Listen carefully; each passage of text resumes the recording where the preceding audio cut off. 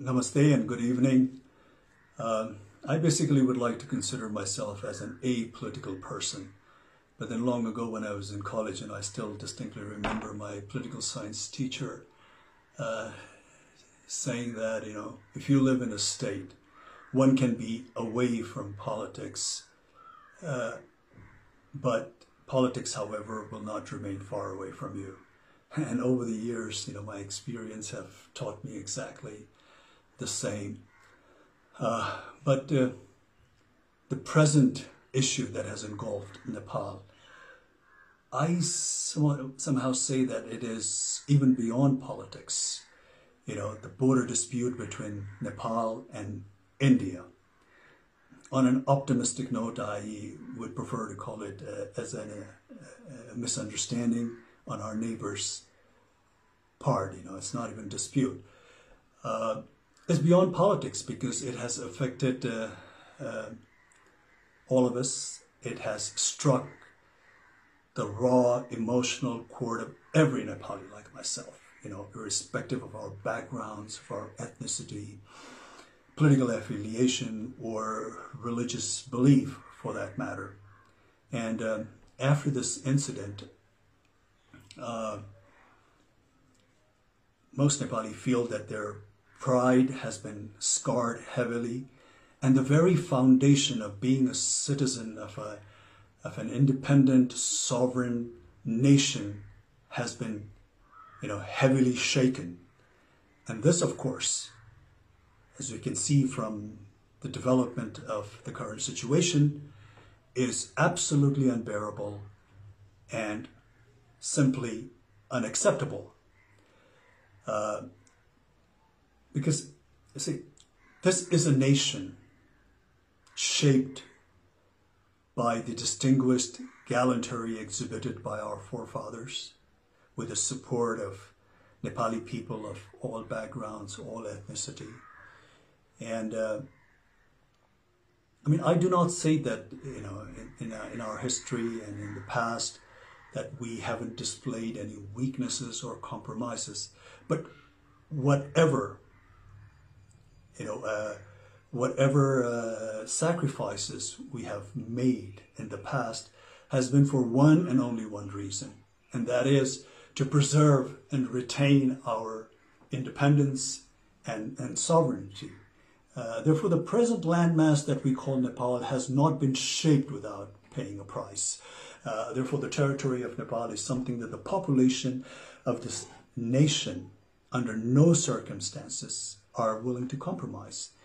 And it's not a big deal, because I'm sure India India not only understands this very clearly, but also highly identifies with this emotion, because India itself has gone through an arduous struggle against the heavy-handedness of its colonial powers. But we do not want to dwell on unnecessary braggadocio. Like we said, we in the past, in history, we've had our weaknesses. We had, our share of shortcomings.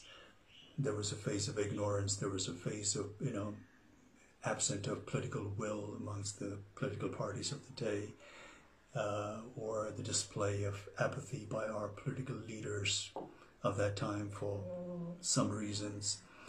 And, the more than sporadic political and social turmoil over the years that took place in this nation, of course, has not been of any help. And also not to forget, the friendly cooperation that we have extended to our neighbors, taken undue advantage of. But then again, now the time has, of course, evolved, the time has changed, and the population of Nepal, especially the youth, is of course not that of 1816 or 1857 or 1923, or for that matter, not even 1950 or 1962. The way the current scenario that has developed, clearly establishes that the population of this country are not going to accept any form of injustices lying down. Therefore, this time around, it's not even enough to appease the incumbent government alone, because this issue has been so passionately embraced also by the people of Nepal, that unless they think that they have been dealt justly and fairly, I, sadly and regretfully have this intuition that this bone of contention between the two countries is going to persist. And this sort of, a deadlock between two neighboring nations who for such a long time in history have shared common values, common culture, tradition, religious belief to a large extent, is going to affect not only the two nations concerned, but also going to hamper the progress and rob the much needed peace in this region. Therefore, in recent news, when I hear that, when India cries wolf vehemently, denouncing China, not showing respect to the sovereignty of India, and proclaims how China does not care for India's national or territorial integrity, it just seems like a case of pot calling the kettle black. And and India, for no doubt, India today is being a powerful country, not only of this region, but also a force that is to be recognized and respected globally.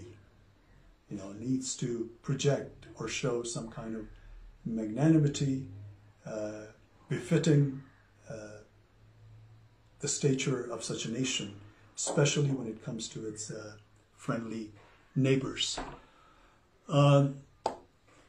But Nepal basically only wants fair deal based on fact and statistics. It is only demanding to have what truly belongs to her, not more, not less. Nepali people will always want cordial, lasting relations with India. Whenever Indian government had extended some warmth of friendship, Nepali people have always reciprocated with open heart. I recalled the very first visit of Honorable Prime Minister of India, Mr. Modi, to Nepal as a Prime Minister. And the warmth and the fraternal affections and the goodwill was so infectious that Modi ji stepped out of his motorcade and went amongst the elated bystanders, to the bewilderment of 3 or 5 layers of security that was provided to him. The crowd not only spontaneously cheered and showered him with all kinds of praise, but treated him like a rock star. And to be honest, to be frank, I have yet to see that kind of reception meted out to our own leaders so spontaneously and voluntarily by the crowd of Nepal.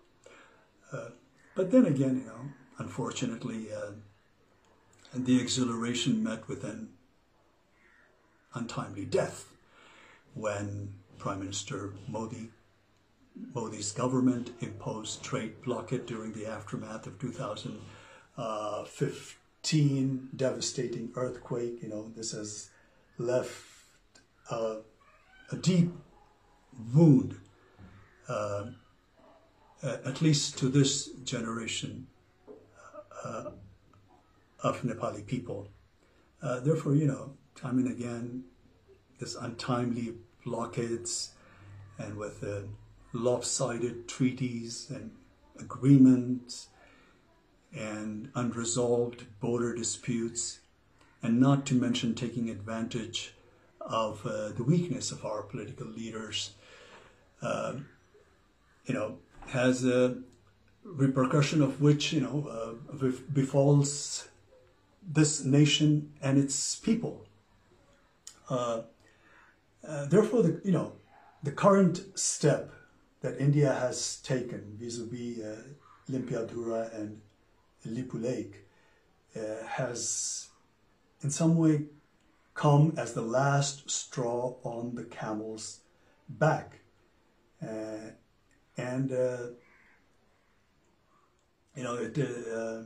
is not at all in the benefit of not only the two concerned nations, but also for the entire SAARC region, to say the least.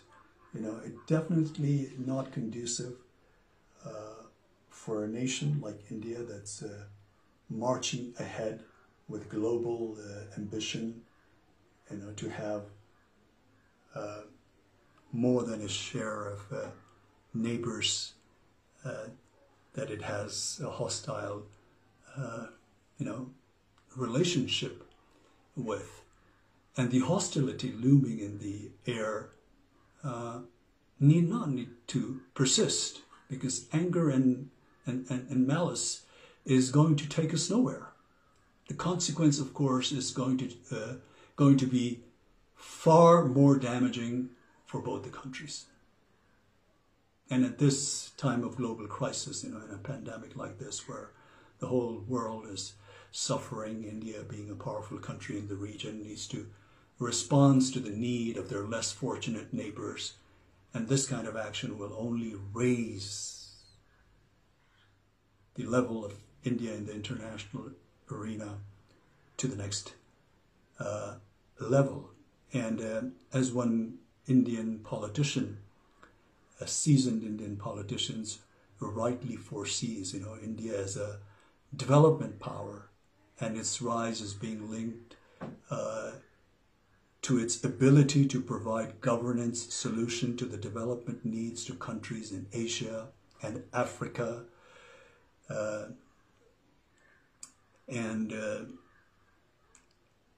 Also, just recently I was fortunate enough to hear the Prime Minister of India, Mr. Modi's address to his nation.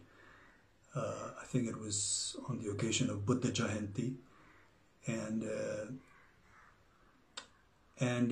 he said something like, I would like to roughly quote what he said. He said, we should always work with a sense of service only.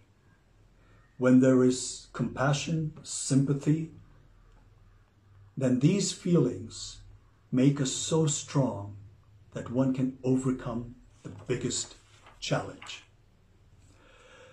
So we here in Nepal only wish that Mr. Modi would overcome this challenge, not just with compassion and sympathy. Of course, we need that, but with all fairness and a good dose of empathy. Because we here in Nepal take the border, like I said, misunderstanding on an optimistic note, on the Indian part, with great deal of regret, and ask to return what is justly belongs to Nepal. All the historical evidence clearly points out, proves that Limpiadhura and Lipu Lake region is in all fairness part of Nepal. Therefore, as a country, as a nation, as the people of this country, we are just humbly requesting our friendly neighbor to look into the facts of the history, the statistics, and deal this matter with all fairness and justice, amicably, through cordial diplomatic channels, because this kind of antagonistic atmosphere in this region is not not only not good for both the nations concerned, but for this entire region as well. I am sure, despite few ups and downs and challenging moments here and there, basically India and Nepal share a relationship that is probably unmatched anywhere else in the world. And this challenge that we're facing at the moment right now, India will deal very fairly and justly and come out with a solution that appeases the Nepali population and makes them feel that they have been dealt justly. Thank you.